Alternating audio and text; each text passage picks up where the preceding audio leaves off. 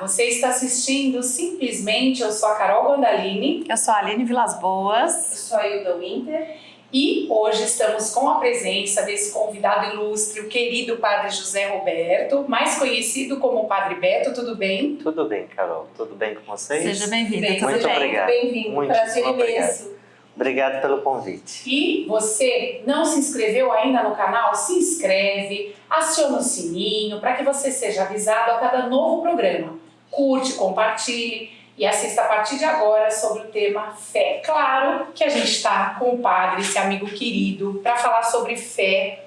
Eu já falei sobre fé algumas vezes, nós já fizemos live, mas é um momento que eu acho importante, né, meninas? Porque assim, pós-pandemia, o que mudou? Então dá um alô, pode saudar aí as pessoas e depois conta pra gente se houve mudança da fé durante a pandemia. Bom, em primeiro lugar, a gente tem que se lembrar sempre que entre tantas qualificações que o homem tem, cada um de nós temos, nós somos uma totalidade. Somos, segundo a filosofia grega, chamados de psicossomáticos, pneumáticos, que quer dizer, somos dotados de corpo, alma e de espírito. E entre essas variações também temos a inteligência, temos a vontade, temos a possibilidade da livre escolha e somos classificados também como homens de fé.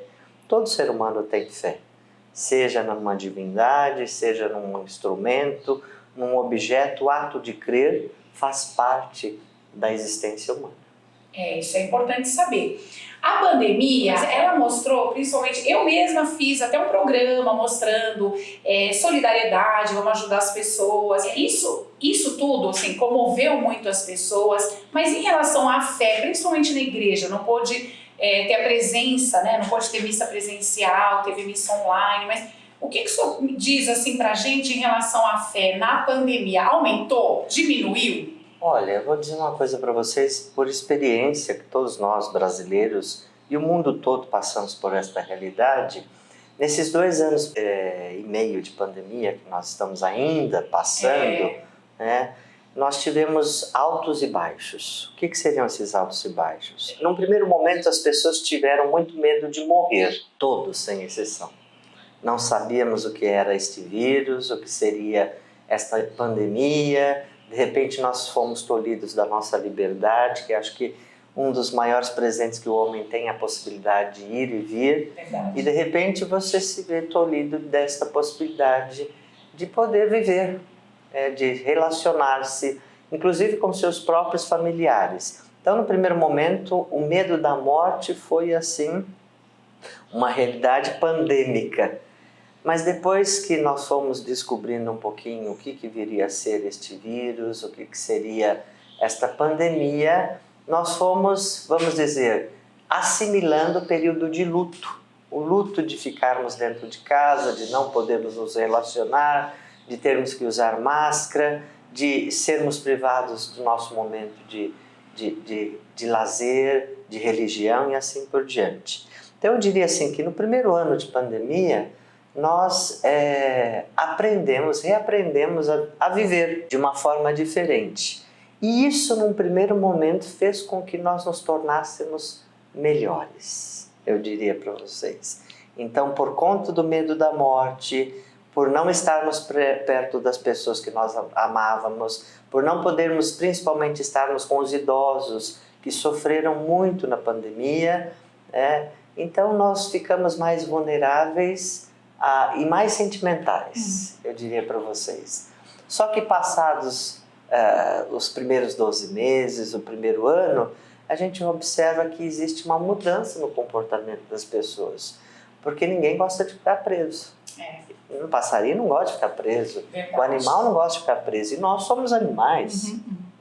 O ser humano é classificado como animal racional, mas é animal. Existem animais irracionais e existem animais racionais que somos nós. Isso não é uma desclassificação da nossa condição humana. Somos racionais e, portanto, somos animais também. E o ser humano não gosta de ser tolhido, como eu dizia há pouco, da sua possibilidade de ir e vir, do seu lazer. Porque entre as classificações que o homem tem também, dentro da condição da vontade, Nós somos como uma panela de pressão. Se nós ficarmos trancados, a gente fica louco. Nós ficamos loucos, né? Então, esse primeiro ano trouxe, eu diria para vocês, uma melhora no jeito de ser do ser humano. Mas depois, isso começou a se tornar algo insuportável. Insuportável. Por quê? Porque depois de 12 meses, 1 ano e meio, quase 2, sem podermos fazer o que nós fazíamos, sem saber o que viria pela frente. Eu, por exemplo, em casa, nós perdemos 3 pessoas queridas. Perdi meu pai, né? Meu pai dizia para mim, depois de ter ficado trancado dentro de casa, quase 5 meses, eu não vi meu pai, não tive a oportunidade de chegar perto do meu pai. E quando eu cheguei pela janela, a pergunta que ele fez para mim, ele me chamava de filho, né? Filho, quando é que o pai vai poder sair? Eu dizia, pai, ainda não pode. Um dia o senhor vai poder voltar a sair novamente. De repente ele pegou o vírus e 1 mês depois morreu. Um homem que andava 10 quilômetros por dia, saudável, tá? 10 quilômetros todos os dias, não tinha doença nenhuma, de repente morreu. Tá bom, era idoso, mas isso não justifica. Por quê? Porque ele teve a infelicidade de ter contato com este vírus. Depois a irmã dele, que é minha tia, da outra parte da cidade também, a mesma coisa, um primo também. Então, quer dizer, foram 3 pessoas da nossa casa que partiram vítimas da pandemia.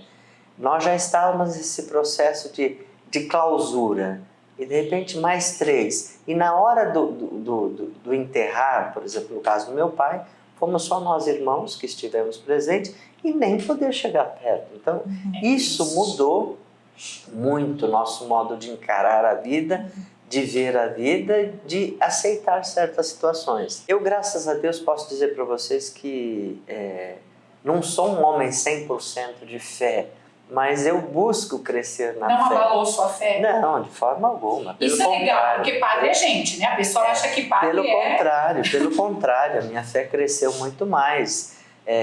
Tudo que existe nesse mundo, tudo pelo qual nós passamos neste mundo, tem um propósito e a gente tem que aprender com as alegrias e com as tristezas. Sim. Então eu mudei muito o meu modo de encarar, mas isso não deixa eu não fico isento de um sentimento de perda, de tristeza e às vezes até de inconformidade com a realidade da pandemia. Né? Mas o aspecto fé me ajudou e como ajuda muito. Né?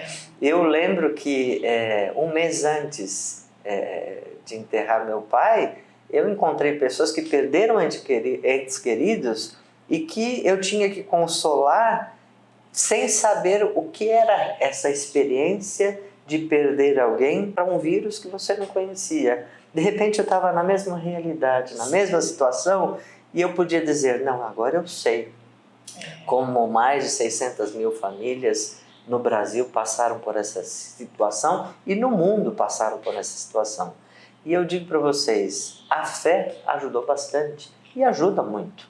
A fé, que é uma das qualificações dessa condição humana que nós temos, eu digo que ela é racionalizada.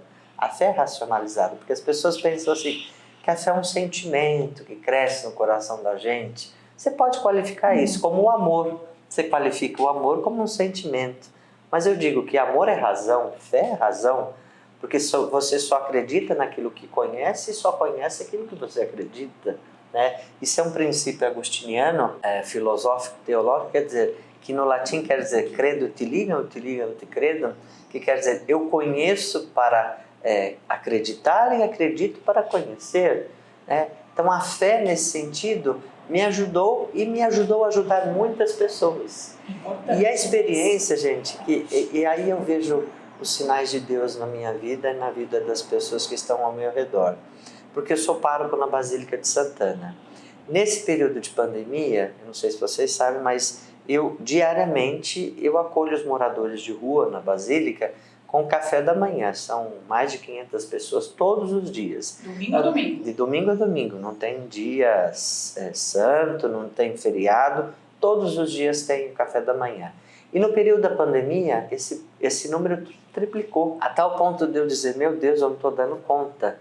Mas uma coisa que era impressionante, aquele povo chegava, me abraçava, me beijava, eu dizia assim, não pode, a gente não pode, né? A gente não pode fazer isso. E eles diziam, padre. E eu também pensava, meu Deus, se eu tiver que morrer, fazer o quê? A gente vai se encontrar mais cedo. Acolhendo, né? Não é agora que eu quero, mas se tiver que ser. E eu não peguei uma gripe.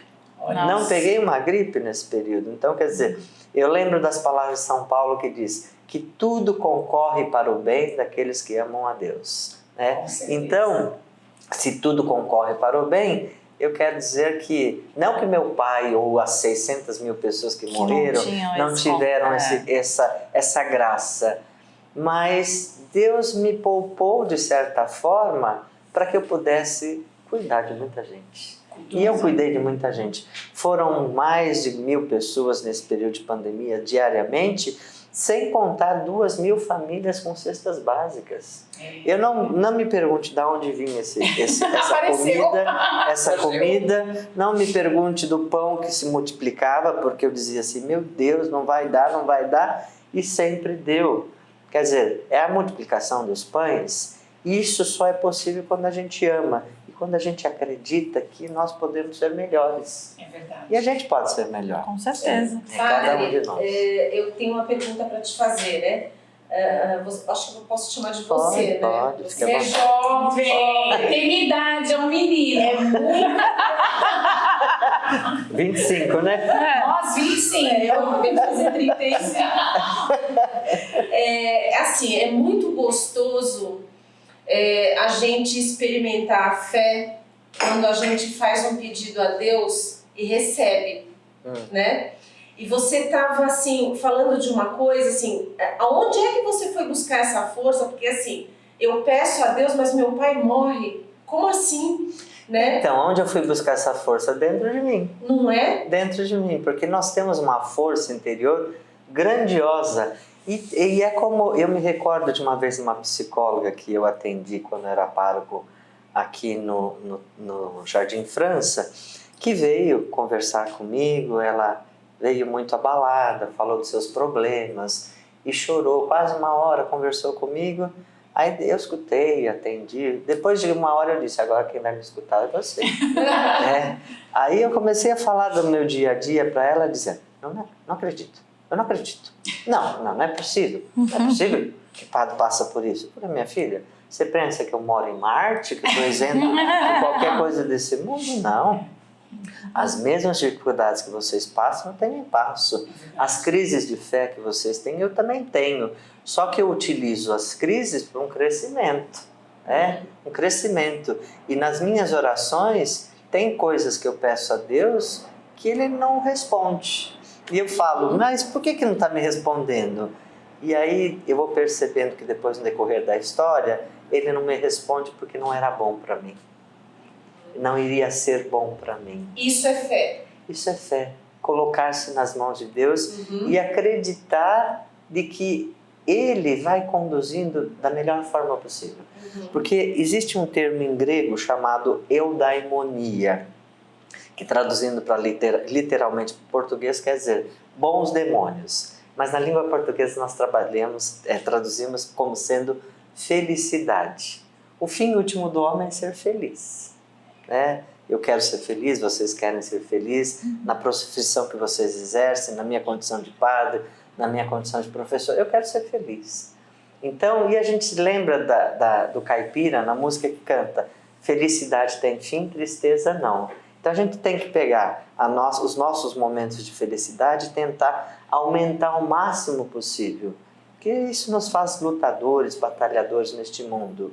Isso não quer dizer que eu não tenha proteção divina, porque eu perdi meu pai, porque eu perdi tantas pessoas que eu conheço. Eu sou de uma paróquia que tem muitos idosos. O que eu perdi de idosos nesta pandemia foi uma coisa assustadora.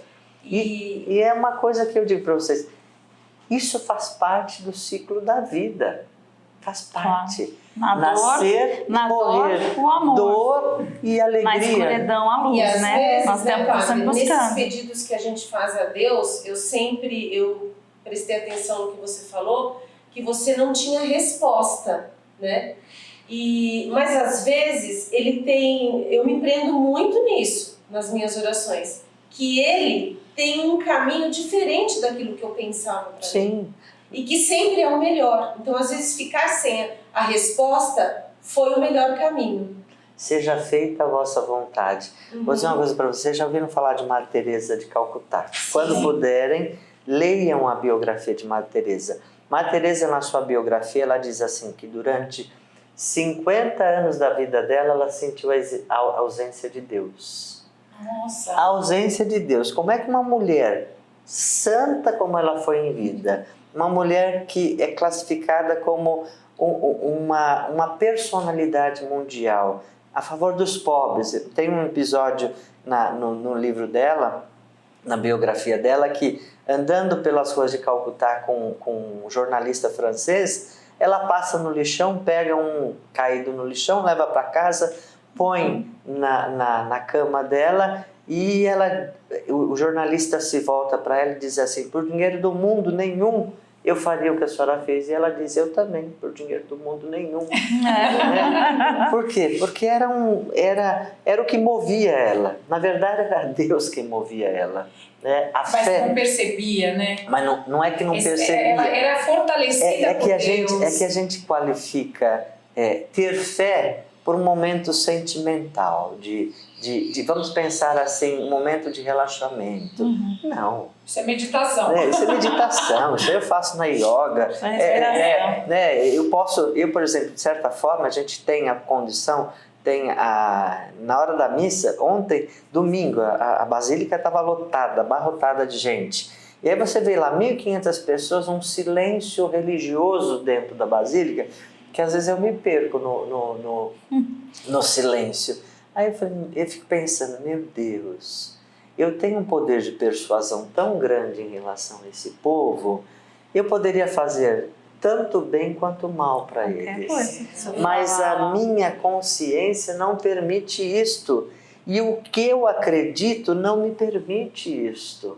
Não permite. Quer dizer, eu não posso brincar com o sentimento das pessoas, com a razão das pessoas, com a forma de encarar que as pessoas têm de Deus. Mas eu posso ajudá-las, iluminá-las a terem consciência melhor do que naquilo que elas estão acreditando. Porque, por exemplo, quando eu digo Pai Nosso, que estais nos céus, me remete a duas realidades. A oração que Jesus me ensinou, né? Mas me remete à minha infância. A primeira palavra que eu aprendi a falar foi papai e mamãe. É verdade. Então, quando eu falo Pai Nosso, né? que estais nos céus, eu remeto esta realidade para a minha infância. E aí, de repente, você tem uma pessoa que não tem bom relacionamento com o pai.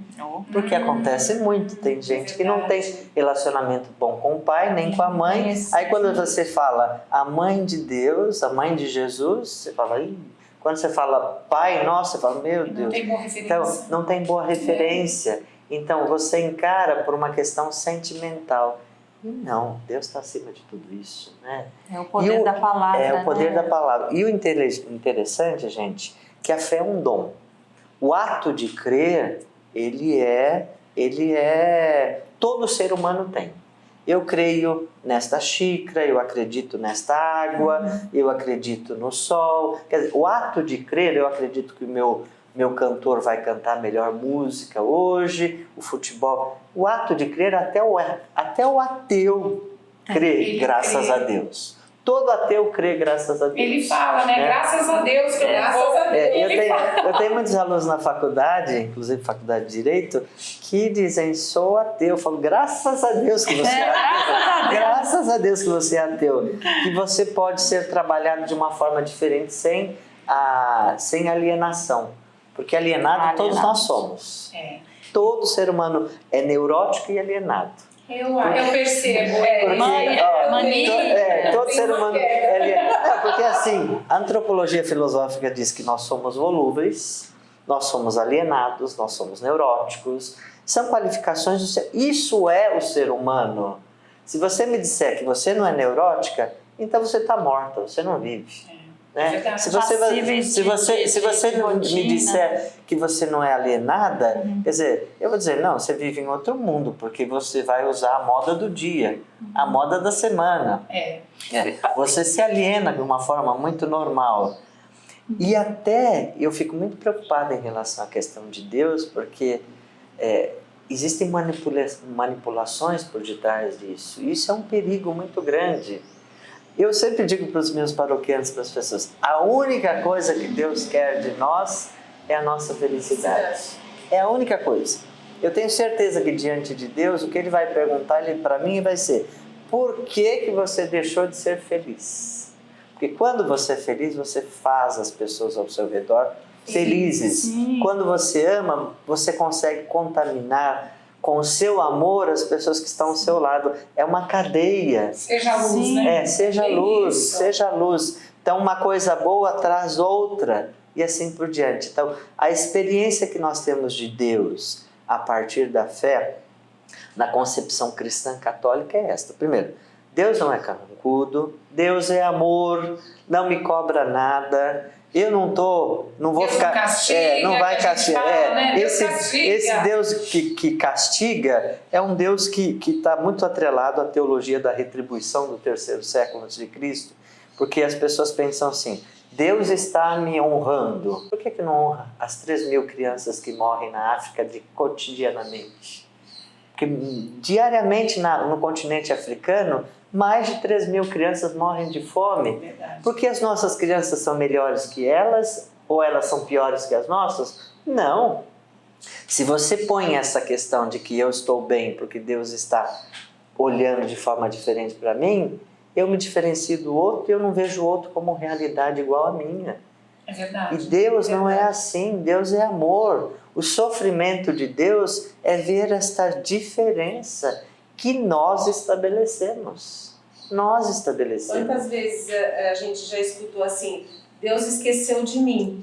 Não, imagina. Deus esqueceu de mim. A gente ouve isso, né?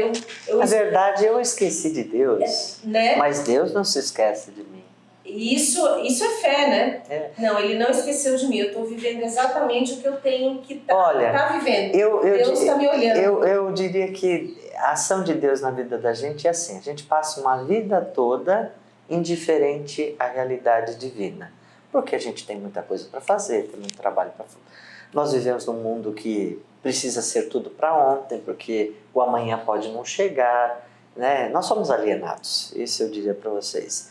E a gente esquece de viver o melhor, o essencial da vida, que é ser feliz, né? Que é amar. E de repente a gente vai colocando para Deus algumas atribuições que não pertencem a Ele. No caso, a gente diz que Deus é bravo, que Deus castiga, que Deus é isso. Essa é a nossa concepção, a nossa concepção subjetiva do que seja Deus. Mas Deus é amor. Eu trabalho nas minhas aulas de antropologia filosófica com os meus alunos o tema do amor. 14 anos eu leciono na mesma universidade, 14 anos eu trabalho o mesmo tema. E se tem uma dificuldade dos meus alunos falar, é sobre o amor. Eu falo para eles: me defina amor. Ah, professor, não sei. Acho que é paixão, acho que é apego, né? Não, eles classificam o amor como sentimento, mas Deus é amor. E aí eu trabalho com eles, por exemplo, o amor eros, o amor ágape, que é o amor comunitário, amor filia, que é o amor entre amigos, o amor histórico, que é o amor familiar. Eu trabalho vários tipos de amor. E eu pergunto para eles assim: essas atribuições de amor estão em Deus? Aí eles dizem: talvez este sim, esse aqui não. Eu falo: todas as atribuições do amor estão em Deus, porque nós fomos criados à imagem e semelhança de Deus. Tudo que tem de perfeito em Deus, tem perfeito em nós. Em tudo, né? Em tudo. Você ia Em perguntar relação uma coisa. à pandemia, né? O início da pandemia, todo mundo ficou enclausurado e a gente teve um pouco, pelo menos eu acho que os 15 minutos do primeiro tempo do jogo, Certo. aquele olhar de valorização. Certo. Né? Olhar para dentro da sua casa, valorizar as coisas que você tem, valorizar a família, valorizar a saúde. E aí a gente ficou naquela: até quando vai isso? Acho que mais 3 meses a gente fica em casa, né? Aí começou as doações, né? Os projetos sociais, as pessoas tiraram tudo das suas casas, doaram. Mais 3 meses se passou. E o olhar de valorização foi indo embora. Porque o medo da morte passou. Essa é a pergunta. É o medo da Por morte que passou. quando passa o medo da morte pós-pandemia, que as pessoas ficaram enclausuradas, hoje elas estão se matando Então, olha, uma coisa que... matando um ao outro com palavras, com violências físicas, morais, tudo. Olha como que as coisas são, né? Talvez não seja nem um bom exemplo para esse momento. Mas eu morei um tempo fora, quando eu fiz meu doutorado na Itália, e eu conheci lá um homem muito rico, muito rico. E cada vez, por ser padre, a gente visitava o vilarejo e esse homem era sozinho. Era muito rico, mas era sozinho. E cada vez que eu ia visitá-lo... Era rico, mas era pobre. Era rico, mas era pobre. Cada vez que eu ia visitá-lo, ele me dava uma bustinha, um envelopinho com 100 euros. E aquilo me incomodava. Me incomodava. Por quê? Porque ele achava que ele tinha que pagar o momento que eu passava com ele. E eu dizia, meu Deus, realmente, um rico pobre. Mas por que isso aconteceu? Porque na vida dele ele ficou tão preocupado em ter as coisas que ele esqueceu de ter amigos. Aquilo era uma gratidão para ele. De ter amigos. E nessa vida a gente precisa ter amigos. Sim. Precisa. E diz, os estudos dizem que uma das coisas que podem nos ajudar a aumentar o tempo de vida é a amizade. Mas a verdadeira amizade. Viu, meninas? Não amizade interesseira, porque a amizade interesseira ela tem tempo para acabar. Com certeza. Então você me convida para ir na sua casa, eu te convido para ir na minha casa. Isso, não. Eu te convido independentemente se você me pode prestar. Por exemplo, não pelo que você é uma pode coisa oferecer, muito simples. né? Lá os moradores de rua, eles não podem me oferecer nada. Absolutamente nada.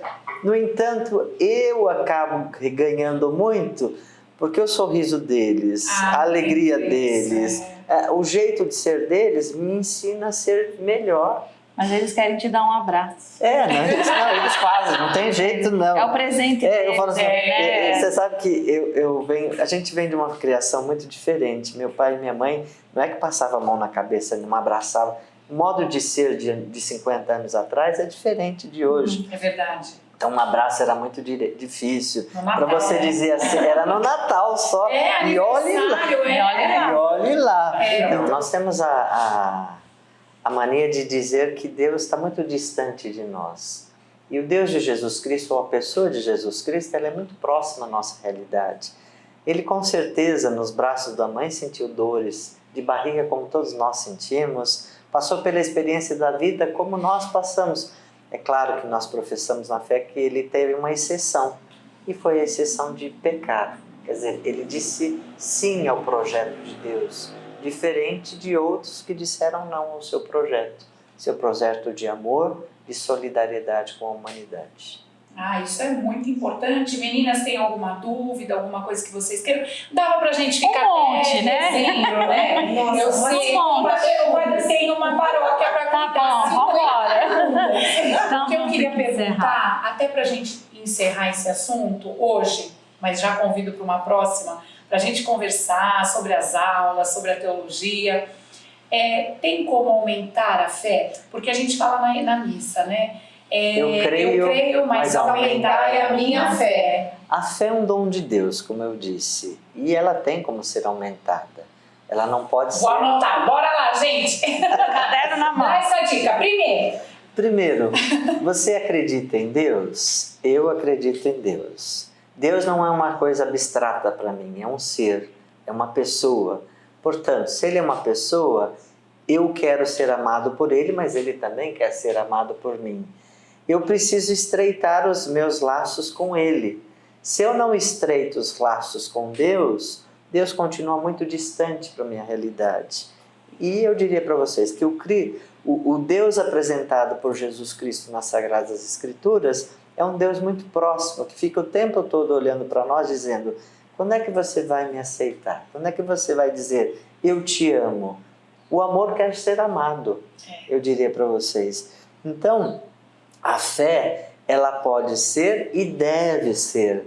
E um dos meios que nós podemos utilizar para crescer na fé é estreitando esses laços com Deus, a partir das Sagradas Escrituras, a partir da própria palavra, né? A palavra é o próprio Deus. Se nós ouvirmos esta palavra e deixarmos esta palavra transformar a nossa inteligência, ou coração, como a gente costuma dizer, então eu vou dizer para vocês, a tendência é ascender a esta realidade da fé.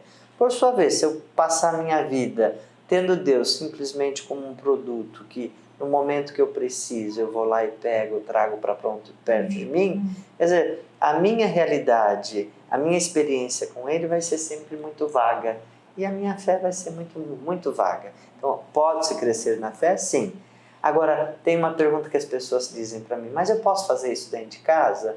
Você até pode fazer dentro de casa, mas ninguém consegue fazer nada sozinho neste mundo. Nós precisamos uns dos outros. É na comunidade, que é em comunhão com todos que a gente consegue crescer mais e mais. E o seu entendimento, padre, que quando a gente lê a Bíblia, você se assusta.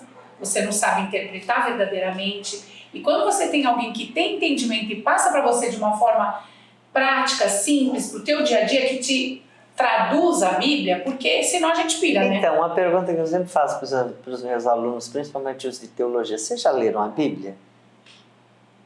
Eles leem trechos da Bíblia, nós lemos trechos da Bíblia. Você gosta de romance? Sim. Lá tem romance. Você gosta de história de guerra? Lá tem história de guerra. Lá tem briga de família? Lá tem. Você gosta de historinhas? Porque existe história com H e histórias sem o H. Você lembra dessa diferença? Sim. Uma é fábula, outro é dado histórico. Então, tem tudo isso. Tem parábolas, tem vários métodos literários dentro da Sagrada Escritura que podem nos ajudar. Lembrando sempre que a palavra de Deus, aquela que nós temos nas mãos, que é chamado de a Bíblia, é a experiência que o povo e comunidades tiveram em relação a Deus que relatam para nós. Uhum. Não é que cada um estava lá escrevendo, enquanto acontecia, escrevia, não. Então a gente tem que saber ler e interpretar de forma correta. Porque se fosse assim, se nós fôssemos ler literalmente tudo que ali está, nós não teríamos mãos, pés, cabeça, porque se diz a Sagrada Escritura, se a tua mão te leva a pecar, corta. Se o teu pé, seria um bando de mutilados, né? E aí não sei. Se levar ali ao pé da letra, aí né? seríamos um bando Agora, de mutilados. é legal o que o padre falou, que eu brinco e falo, a igreja é meu posto de combustível, eu vou lá e me abasteço. E eu gosto da segunda-feira, porque além de ter, né, a parte da adoração da Nossa Senhora, eu amo porque eu falo, eu me abasteço para a semana. E quando não dá para eu ir, a gente assiste online. Então, assim, para mim é importante. Claro que não é, então quem não vai à igreja não tem... Não é isso. Porque também tem gente que vai à igreja, mas vai ficar olhando os outros. Então, assim, é da pessoa.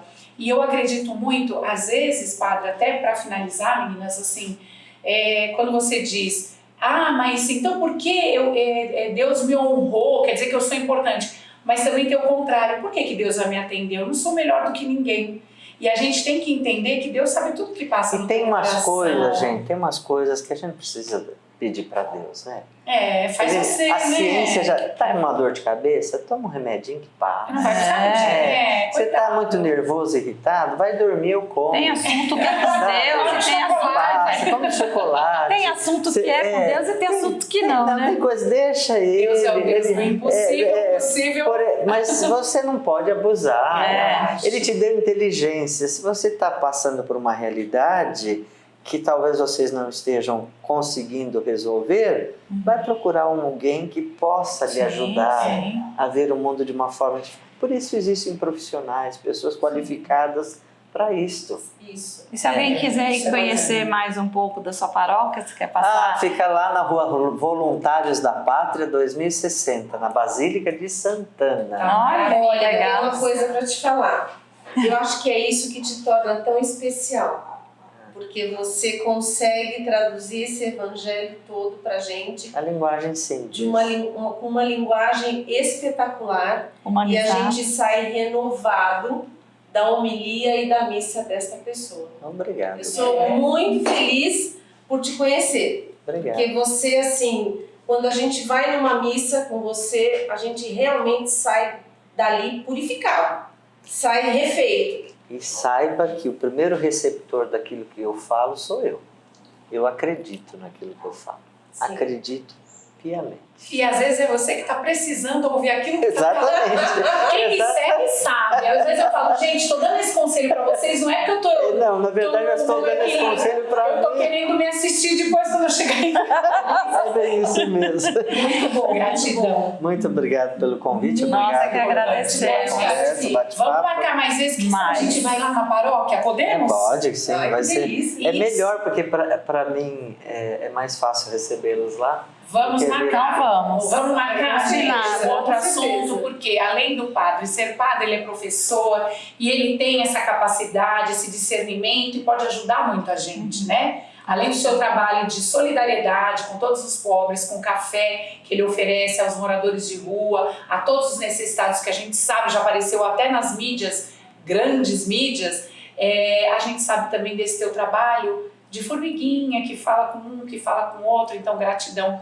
Obrigado. Obrigada, Muito obrigado. Padre. Obrigado. Dispensar esse tempo maravilhoso com a Obrigada. gente. Tá E para você que está assistindo, não se inscreveu ainda, se inscreva no canal, curte, compartilha. E eu vou deixar aqui os nossos Instagrams, tá bom? Agradeço a Pani por fazer parte do nosso projeto. Um beijo para vocês e até a semana que vem. Um beijo, tchau, obrigada. Tchau, Tchau. tchau.